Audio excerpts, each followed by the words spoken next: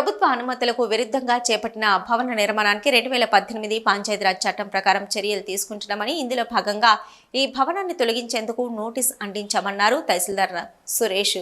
రాజన్న సిరిసిల్ల జిల్లా ముస్తాబాద్లో ప్రభుత్వ నిబంధనలకు విరుద్ధంగా చేపడుతున్న భవన నిర్మాణాన్ని తహసీల్దార్ సురేష్ అడ్డుకున్నారు. ప్రభుత్వ నిబంధనల మేరకే నిర్మించుకోవాలని యజమానికి తెలిపినా ప్రభుత్వ నిబంధనలకు విరుద్ధంగా నిర్మాణం చేపడుతున్నారని పోలీస్ స్టేషన్లో ఫిర్యాదు చేశామన్నారు. అయినప్పటికీ అర్ధరాత్రి నిర్మాణ పనులు చేపట్టి స్లాబ్ వేశారన్నారు. నిబంధనలకు విరుద్ధంగా చేపడుతున్న భవన నిర్మాణ పనులు ఆపాలంటూ నోటీసును జారీ చేశారు. ఇటీ నోటీసును భవనానికి అతికించారు. 2018 పంచాయతీరాజ్ చట్టం ప్రకారం భవనం తొలగించుటకు నోటీస్ పత్రం జారీ చేశామని గ్రామ ప్రత్యేక అధికారి తహసీల్దార్ సురేష్ తెలిపారు.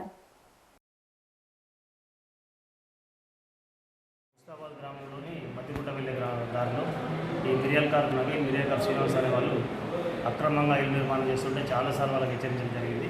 సామాను కూడా గుర్తుకొచ్చి గ్రామ పంచాయతీలో భద్రపరచడం జరిగింది. అయినా కూడా వాళ్ళు ఎప్పుడు కూడా హాలిడేసినప్పుడు మాత్రమే పనిచేస్తున్నారు. అధికారులందరూ సెలవు రోజు అయినా మొన్న 18వ తారీఖు రోజు 18/3/2024 రోజు పోలీస్ స్టేషన్లో కంప్లైంట్ కూడా ఇవ్వడం జరిగింది.